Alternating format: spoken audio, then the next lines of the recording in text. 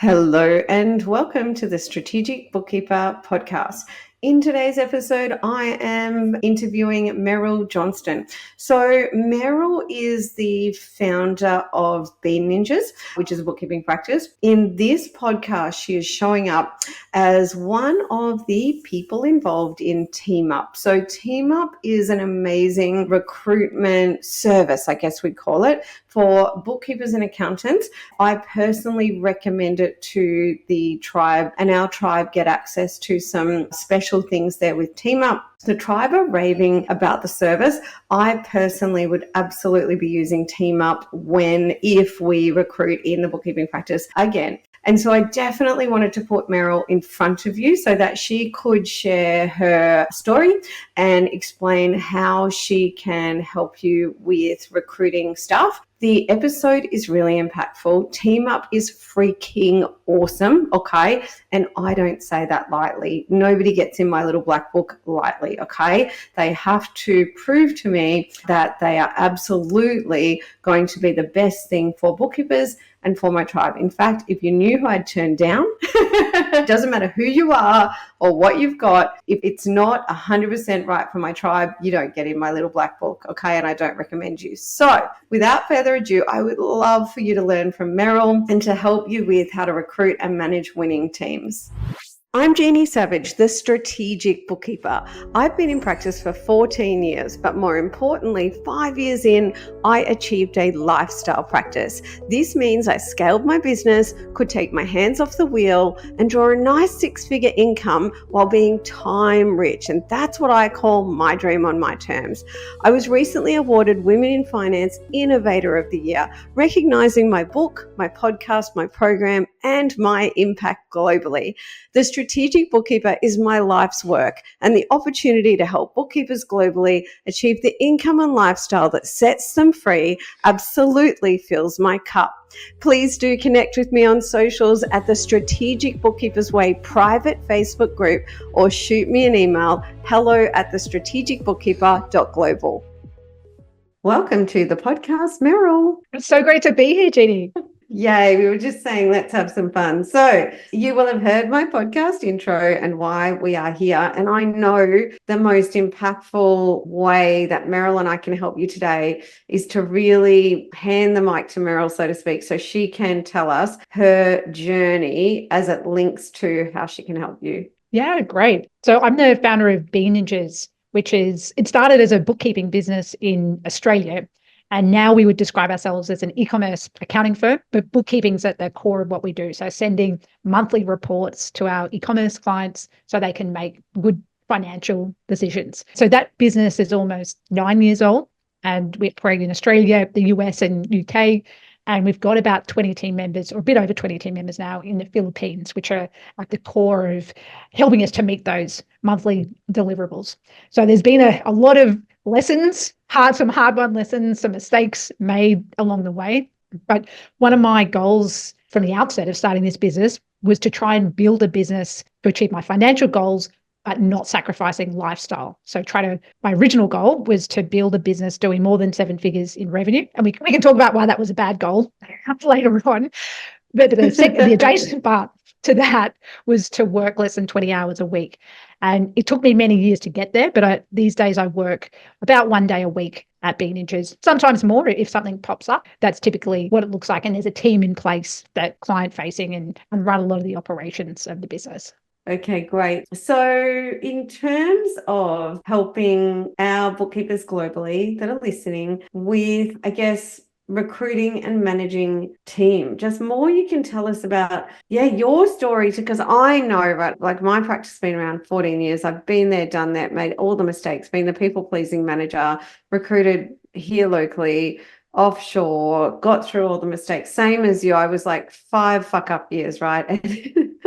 Had the revenue goals, realized profit wasn't changing. So all of that. But yeah, in terms of how you went from, that conceptual open the doors, I don't know if you're anything like me downstairs with the cat, but yeah, from the beginning to when you started recruiting and your journey through the good, the bad and the ugly, and how, I guess, the lessons you'd like other bookkeepers to take from that. Sure. All right. Well, we'll walk through the journey and some of the mistakes. Quick podcast interruption. The doors to the Strategic Bookkeeper Transformation Program are now closed, but you can join the waitlist at the strategicbookkeeper.global/waitlist. When you join the waitlist, you'll get all the information about the program and when the doors are opening next. Now, in the meantime, here's how you can work with me. You can use my book, you can use this podcast, or you can join our starter membership, which you're going to find at the strategicbookkeeper.global/starter. Now, the starter membership is an amazing place to start. It is $59 for 12 months access, and that is a one-time payment, okay? Inside the starter membership, you are going to get access to an entire vault full of tools and resources that you can use alongside my book to thrive in practice, plus a monthly mastermind with me. Back to the podcast.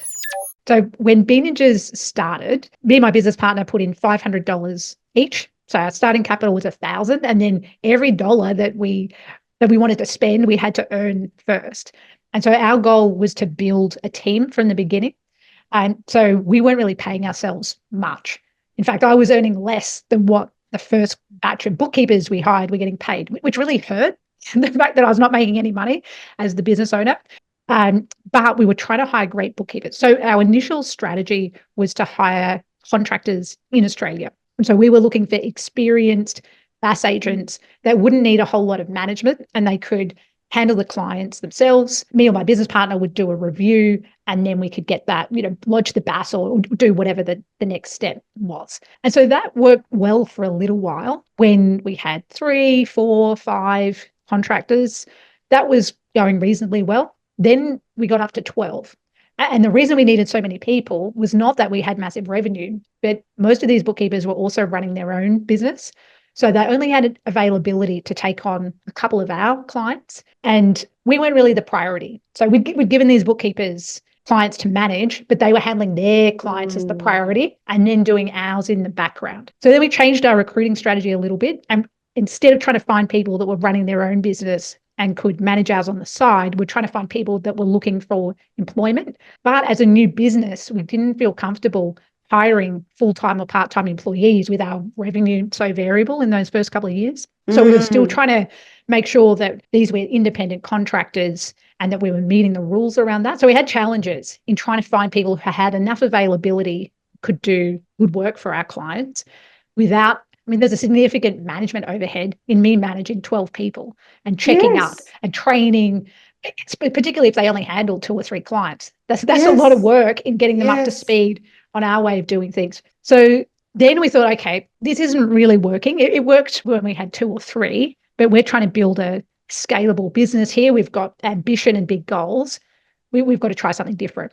So we tried in that first year outsourcing to India. In hindsight, we didn't have great systems or processes back then. And this is, it's probably 8 years ago now. So the offshoring market they had 8 years less of experience than they do now. So that was a bit of a disaster in that it took more time to do all of the training, and the quality of work required so much rework and review that wasn't really worth it. So they were like, okay, well, what do we do now? And so then at that point in the business, our revenue had grown and we had monthly recurring revenue. We felt comfortable starting to hire employees. So we decided our next strategy was going to be to hire part-time staff, so part-time employees. But our challenge was, we're still a new business. We couldn't compete with the market rates that the larger accounting firms were paying bookkeepers. And so we thought through, well, what's our value proposition? Why would someone want to work for us as a business, and what can we offer if we can't offer the top market salary? And there's plenty of other things we could offer. So flexible work hours, the ability to work from home, a great place to work, other working mums. And so we're trying to think of some of those benefits that were attractive.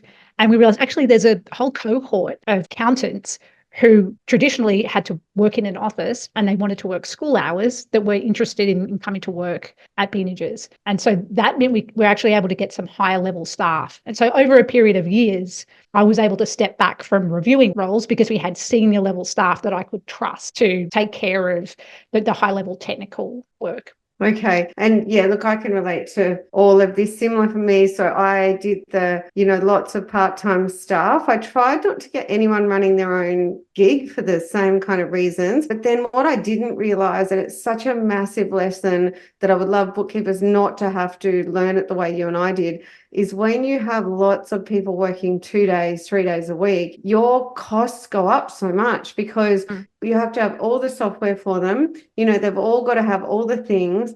Then the more people to manage, like I was like, how did I not see this maths equation?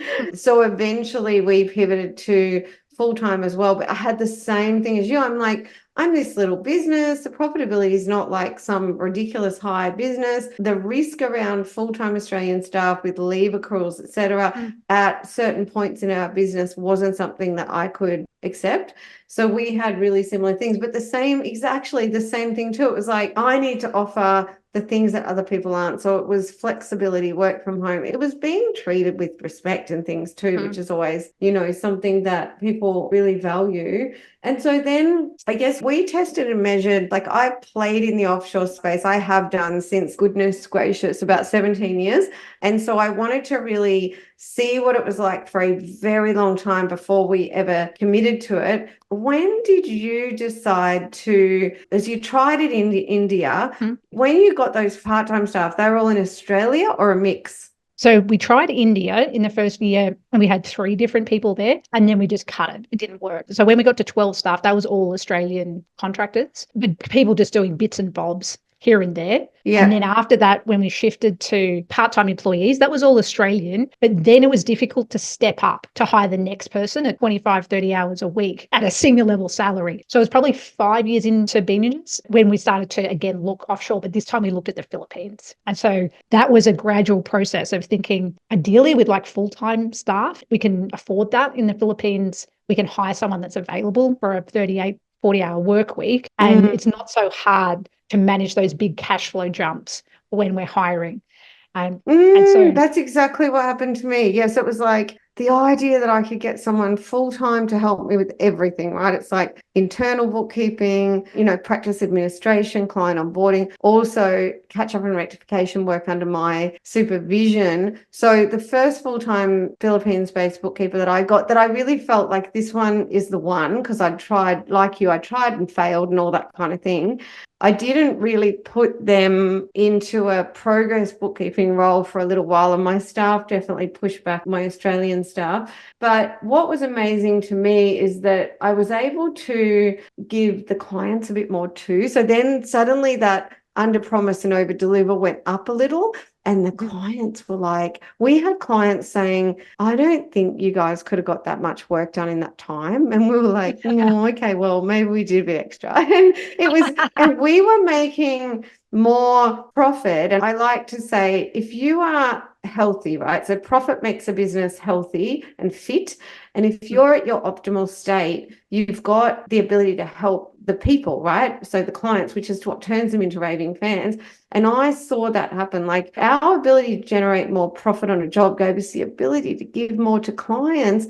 And that to me blew my mind. So for you, you went into the Philippines. What happened after that? One of our very first hires over there, we're extremely lucky. And so we just found an absolutely amazing, talented team member who was good at bookkeeping processing, but technically was fantastic. So she's been with us for 5 years now. And so over a period of time, she turned into a reviewer, able to train and review other team members in the Philippines.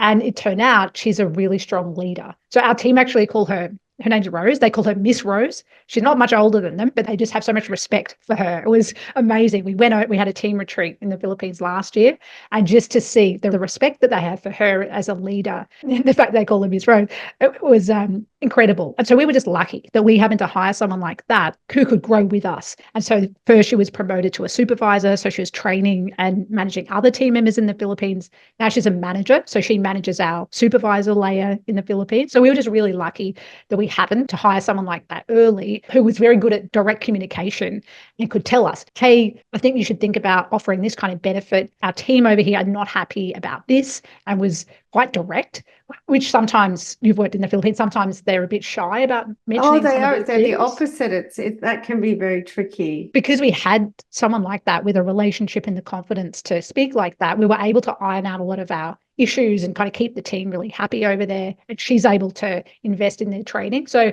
for us, that was fantastic. So the majority of our processing work is done in the Philippines now. We felt the same thing. So because of that, it's freed up our Australian, American, UK team members to focus more on client relationships, because they can trust that the team, everything's checklisted out, that these are the deadlines, this is how we do the work, and they've got faith that their team's going to deliver. So over the years, we've been able to do lighter reviews as we've built trust in the team overseas. And something, when people say to me, oh, is your team, are they good at data entry? I say, no, these are professional accountants. They're not doing data entry. These are ambitious professionals that are interested in learning. They want to get promoted. They want to lead people.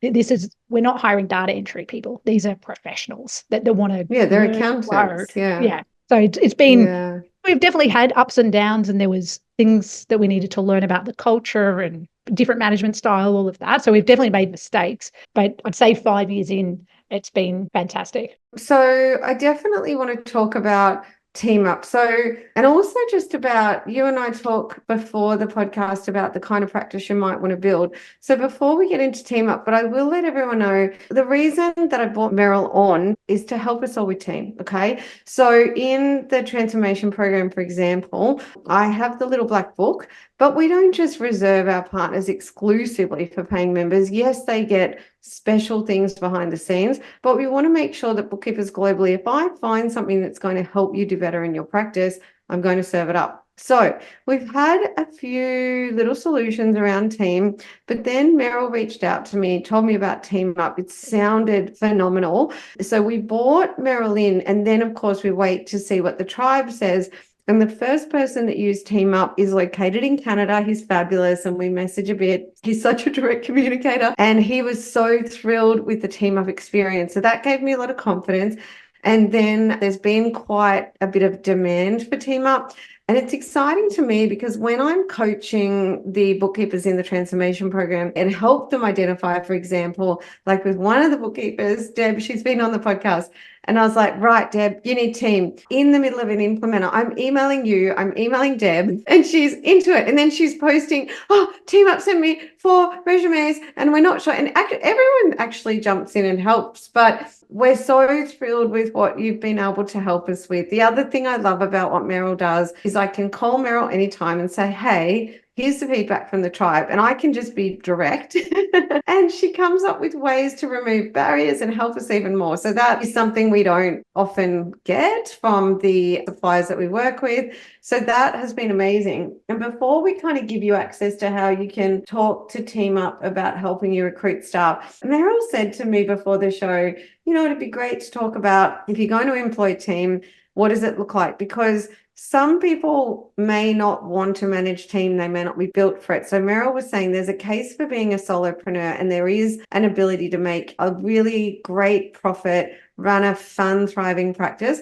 Then there's also a case for being someone who just has one staff member, right? Like in the Philippines, you can take home more than 200,000 a year, work part-time, and have one staff member, which I think most bookkeepers would go, sorry, what? It's about running a small but mighty practice rather than focusing on revenue, sales. My pricing strategy is broken. I've got a limiting belief around what I can charge. If I say to a bookkeeper, I bet you could charge out $1,000 an hour, they almost vomit. And it's like, what if you're charging for the outcome, And so we want to get rid of the idea that you need to build a team of, like, Meryl's got 20 in the Philippines. You don't have to have 20. You can have 1, 2, 5. If your dream is to manage 100 people, awesome. I said to Meryl, I will do everything in my power to manage the least amount of people I ever have to, right? So when I'm given an opportunity that requires management of people, that's not for me. So yeah, because I haven't heard your thoughts on the solopreneur and all that kind of thing. I think that both paths are viable and great options, and it depends what you want as a founder, as an entrepreneur, as a bookkeeper. And so Mm. I think of two different paths. So one path is trying to build, that's the route I've got. So it took me years to achieve, but my goal was to build a team that could operate without me, so that now I can still earn a good income and also dividends and not have to work too much in the business. But I think, as you mentioned, there's another viable path, which is operating as a solopreneur, solo founder. Maybe you've got a couple of assistants in the Philippines or in Australia, however you want to structure it, but not trying to grow a big team. And I think it's important to think about what your goals are. Do you like managing people? Do you not? Do you want to invest the time to build all of those systems? And I think there's a messy middle. So you can do the solopreneur route. The messy middle to me is having something like 5 to 15 staff is where there's a lot of pressure on you because you probably don't have enough budget to pay the management layer. That was me. I was managing 12 staff, 12 direct reports, and that is hard. That is hard as a business owner. And you need to go through that phase if you want to build that scalable business. But I think if you want to go the scalable path, be prepared to put in the years and have a goal to grow the business big enough that you can afford a management layer so that they're handling most of the people. And then you have a couple of direct reports. And if that doesn't sound attractive, I'd also run the numbers on the solopreneur route, because you can build a great business. You don't need tons of clients. You can streamline things, be really selective about working with maybe clients in a similar industry or something that's repeatable. So you're not learning 10 different tech stacks, someone in trades, someone with an e-commerce business. There's a lot that you could do to have a really streamlined operation, not work too much once you've built it, and then enjoy that for many, many years. Yeah, and I would absolutely, I'm all about advising people. It's like, don't give advice. I'm going to give advice every day of the week. I love it. I'm a rule breaker. Come into the program. I'm going to tell you what to do. That's me. So I know bookkeepers, I know mums, and I know that at least 80% of us should be aiming for under 5 staff. And the other thing I want to say is, let me help you sell intellectual property.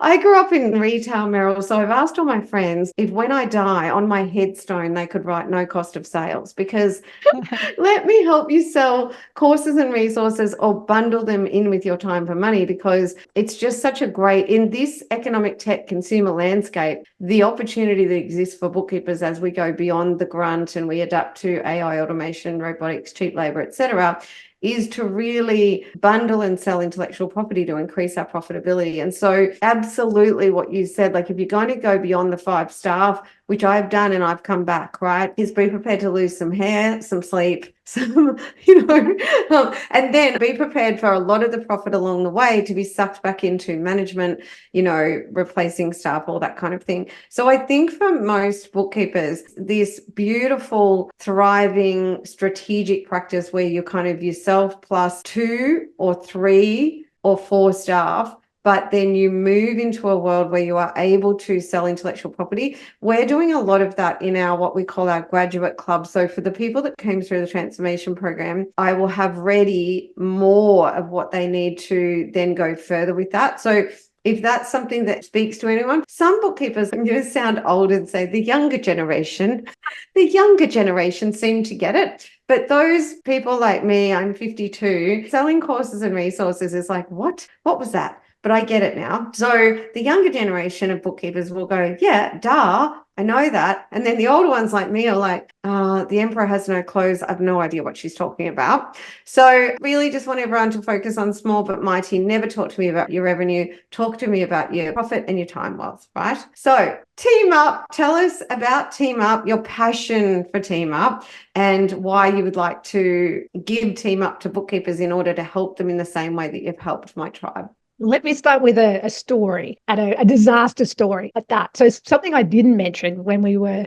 building our team was that we tried direct hire. So that was us going out and recruiting people ourselves. And then we also worked with 2 offshoring providers that are well known in the Australian space. And one of them, it was great at the beginning. They hired a really talented person for us. We were really happy for a couple of years. COVID hit and the wheels fell off. And so our couple of team members with this offshoring provider and our key person, so this was not Rose, but it was someone else who was a manager. We'd flown them out to Australia to meet the team, spend time together, invested a lot in the relationship. She basically said, post-COVID, I am not going back into the office. I refuse. I'm going to quit. I'm not going to work for your firm if I have to go back into the office. And so we approached the offshoring company and said, look, hey, can we come to some kind of arrangement here? This is one of our key team members. She's a critical part of our business. We just want to take her. We'll keep the rest of our team that are engaged with you on board. What can we do? And basically, they wouldn't come to the party. We paid an exit fee, so over $10,000 in an exit fee to take this team member. And then they initiated legal action. Now, I won't go into all of that, but we had a fight around the fact that we were trying to take this team member. We paid the exit fee and we still had this situation on our hands. And so it made me furious, the fact that we had to deal with that when we'd invested in this team member and we were trying to do the right thing. We thought it was fair to pay some kind of exit clause. Fair enough. Yeah. So to have that situation just drag on for 9 months made me furious. And I thought, I bet there's lots of other people dealing with this as well. And so I started reaching out to friends, and no one was talking about this publicly, but this is not uncommon, that if you engage with particular offshoring providers, read the exit clause and negotiate that up front, because you may not be able to take your team with you. So the next provider I worked with, we negotiated that up front. And it would pay a fee to take a team member, but it was reasonable. It was fair for both of us. But that first experience made me think, hang on a minute, I don't think that this model, this monthly fee model with an exit fee, is actually that great for the bookkeeping firms. And it's definitely not good for the bookkeeper in the Philippines, because they're forced to sign a contract restricting where they can work in the future. So a friend of mine, Isaac, he actually runs a competitor to Beanages, another e-commerce bookkeeping business. I heard that he had started TeamUp, which was no monthly fees, no exit clause, just pay one-time recruitment fee and that team member's yours. You build the relationship and the culture. I thought, amazing. I'll pay for this. But I know lots of other friends in the industry that want this as well, without the risk of building your team on someone else's platform, invest all those years in training, and then maybe you can't take them with you. So I heard about TeamUp. I loved the idea so much. I invested in it. So I put money into it. And then eventually I ended up thinking, I think you guys need a new website. So I helped with that. I've been helping with other things. So I'm actually there now part-time as a brand ambassador and helping with marketing. And I'd say TeamUp is really trying to find a win for the bookkeeping firms and for the accountants and bookkeepers that we're hiring in the Philippines. And that's something that Isaac and I really care about as owners of bookkeeping firms and having been in the industry for many years. And so they do the recruitment. And look, I totally value that. I've just been recruiting not for a bookkeeping or accounting role. I decided to recruit in South Africa, and recruitment is one of my secret skills. And I actually said to the firm, do you know how direct I am, Meryl? I said, based on what you've told me, I don't mean to offend you, but why do I need you? And he was like, okay. And within 1 minute, I got it. And it was like, I could hear how onerous it was to recruit over there. And I went, stop, I'm paying you. It was like, stop. Because I was like, I've got a team. We can do this. We're geared for this. But then, he told me what was involved. And I kind of was like, yeah, you had me at hello. Just here's my credit card.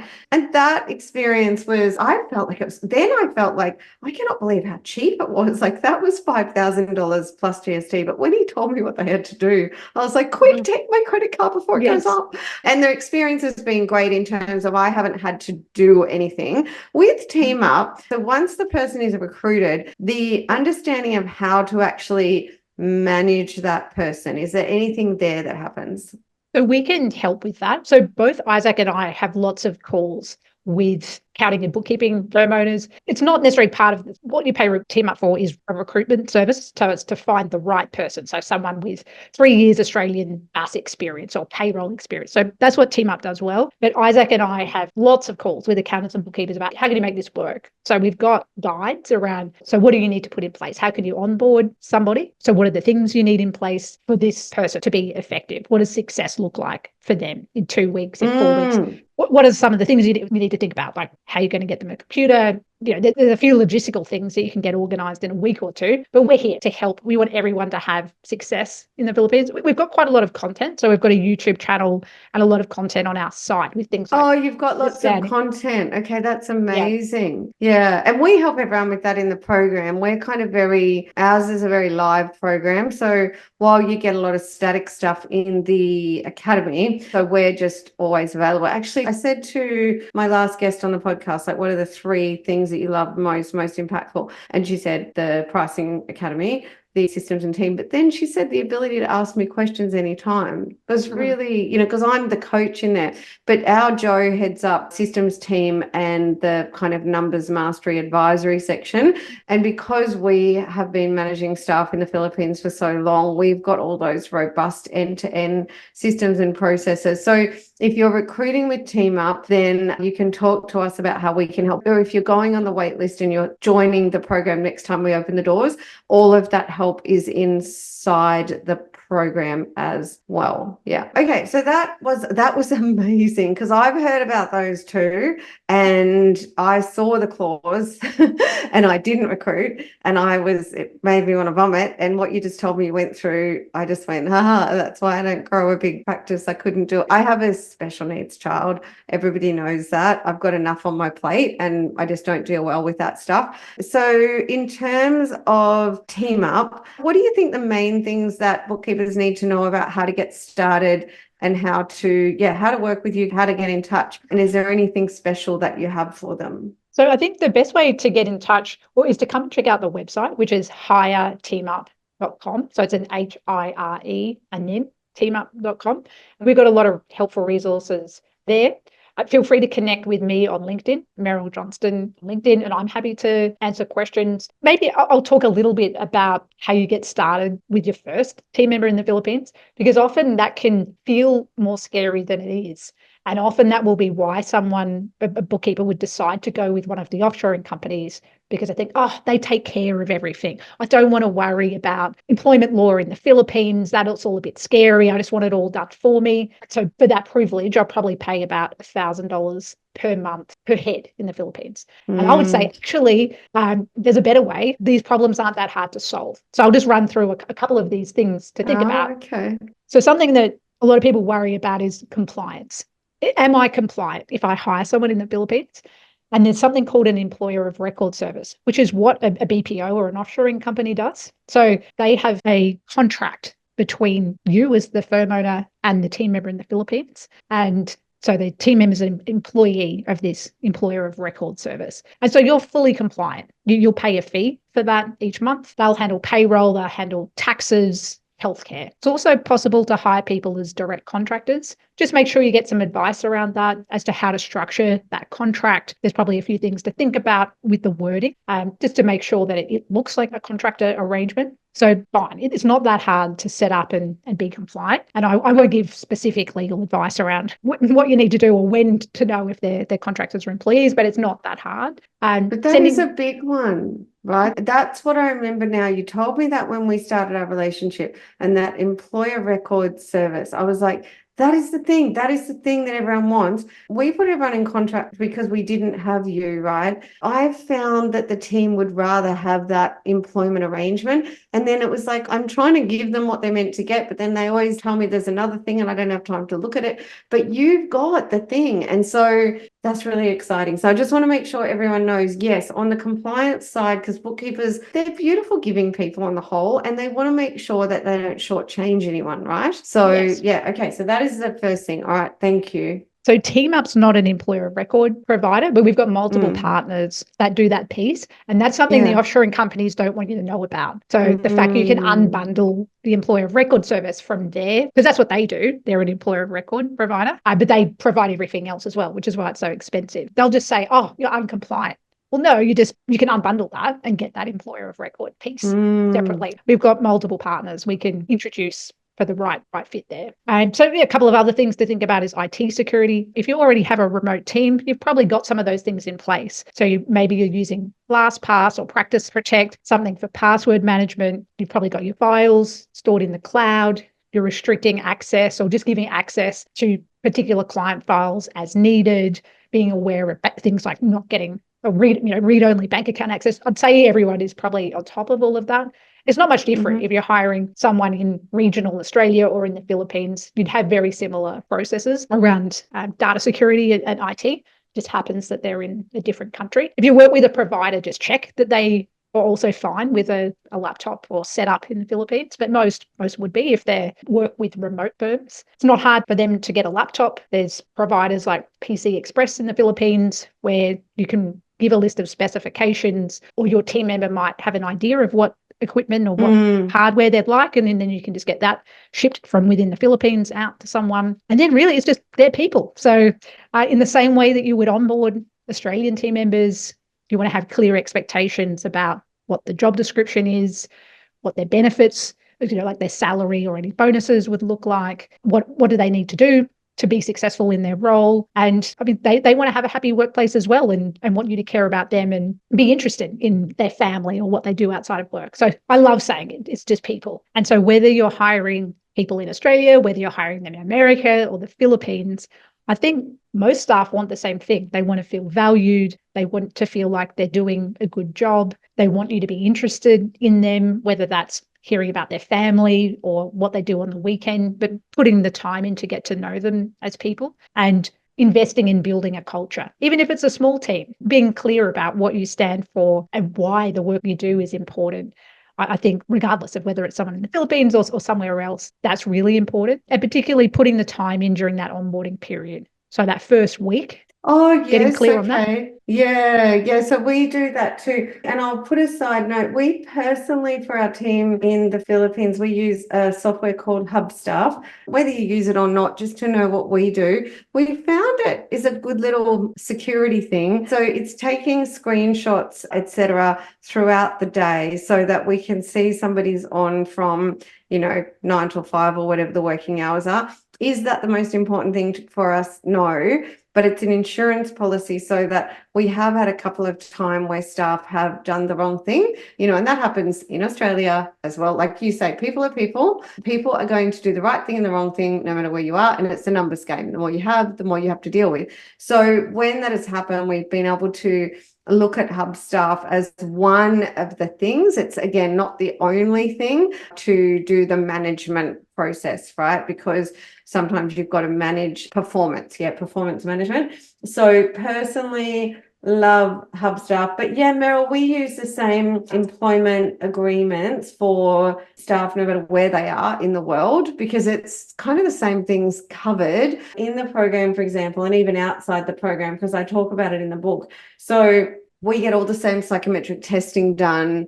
Yeah, everything is the same. It is nice to know that when you give them a bonus, it can be a little more meaningful, because when you can be generous, we had a team member leave and I was so sad, and she's so ethical. She has so much integrity. So offering her more money wasn't going to keep her, because she's like, I already promised someone, but luckily it was terrible and she came straight back. And I was like, yay, come and have a cuddle.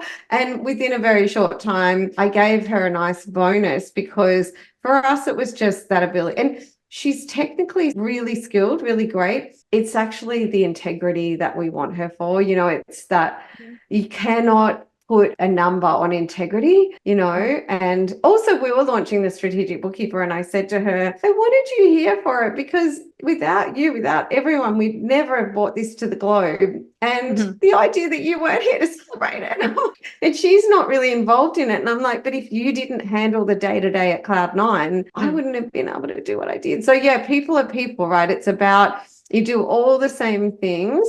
Yes, there's a cultural difference, but I think that's overstated sometimes. You too? I think so. There might be some nuances around things like saying yes when they mean no, like little things like that.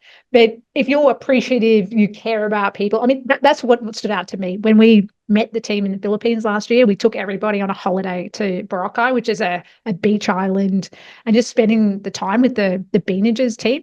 It was amazing. And you really saw these are people, but you also saw we're actually having an incredible impact. So I heard stories. One young guy, he'd applied to work for us 3 times, but he didn't have fast enough internet. That's one of the things we test. So he'd saved up, purchased a better internet connection, reapplied, and then been with us for a year, got an early promotion. We normally take longer than that to promote to supervisor. And then we announced that at the retreat. And he was saying that he's the oldest child of 4, he's putting 2 of his younger siblings through college at the moment. So he's creating something better for his family. And then one of the young women, who's in her mid-20s, used to commute a 4-hour round trip each day. And now she's learning how to drive, getting swimming lessons, which many Filipinos can't swim, and had got a passport and been on her first overseas trip. It's like, oh, wow, like we're really, changing the lives of some of these people. It was just awesome. Yeah, we have the same experience. And look, anyone who comes to work for me is family. We're like the mob, right? You're in the family. When people move on to, I want to see them thrive. We've got a Philippines team member, like probably my first amazing team member that moved on. And I referred her some clients that weren't suitable, but I knew she could help them out directly with the way she's working now. But yeah, look, people come on, they're like family, and we get the same stories. I had one on not long after I'd really got into the strategic bookkeeper, and one of the guys that works for me on that reached out really emotional and just at the impact it had on the family. And I was just alone at home, and just really, it's just that beautiful, humbling moment. Yeah, it's just a beautiful thing to experience. And I think you have to experience that to experience it. You do hear people say, oh, you take jobs away from Australians. We're at 3% unemployment, and that 3% don't want to work. So that's the joke. And, it's not about that, but I'm not sure if we'll convince anyone of that one. But when you see the impact on the people you're employing, the staff, the local staff, the clients, everyone, it's just, I think that's when you have that light bulb moment. Absolutely. And that's when I was over in the Philippines, I was talking with my Bean Ninjas business partners about it. We're not getting teary, like the two of my male business partners. They're like, wow, we weren't expecting this. So it was pretty awesome. And speaking of recognition, I know at TeamUp, one of our senior recruiters, we were very busy for a period over the January, February, March. And so we just bought a hotel voucher just to say, go and enjoy yourself, stay in a luxury hotel for a night, go and relax. Oh. And she's, blown away that it was unexpected. But we thought she's really been putting in the hard yards recently, trying to deliver for clients. Let's just surprise her with something and say, go and take a day off. And so I think gestures like that really are appreciated. Wow, you're giving me ideas. So that's a great one, because it can always be tricky to figure out what to get. So, all right, well, this was amazing. I feel like everyone knows how to get in touch with Meryl. Like I said, Meryl is one of those, and Isaac, because I find a lot of bookkeepers quite direct like me. And so if you're thinking anything, feeling anything, whatever you feel like you need, just talk directly to TeamUp, because we definitely share that thing where I always, as much as possible, find a way to either say yes or listen, so that I can maybe change things up in order to make sure I can help as many people as possible. And Isaac and Meryl and the TeamUp team all share that with me. Unlike some of the big BPOs where it's just their way or the highway, you can definitely talk to them about whatever you're thinking and feeling, so they can help you. Absolutely. You couldn't have said that better, Jeannie. That's absolutely what we're about. We're a startup, so the business is only a year old, and we want to take on feedback and improve and provide a great experience for bookkeeping and accounting firm owners. And nobody gets in my little black book easily, so... But I was absolutely so excited when Meryl told me what she was doing, because, yeah, we had some solutions and they were going okay, but TeamUp was, and the whole tribe has just been really, really pumped. So, yeah. Well, Meryl, thank you so much for coming on the show. Yeah, thanks so much for having me. Okay, my friend, now it is time to take action. So, what are you going to do with what you learned today? The way I see it, you've got two options. You can go it alone to try and save some money, or you can back yourself and go for it and join my tribe. And let me tell you, we are knocking it out of the ballpark. That's not a sales pitch. That is me serving you, dare I say, courageously. To find success, I 100% know you need the mechanics, which is like the keys to the kingdom, but you also need to get your mindset right and be super productive. And these are all things I help you with inside the program. I could go on about this forever, because I really want this for you. Have a prosperous week, and I'll see you in the next episode.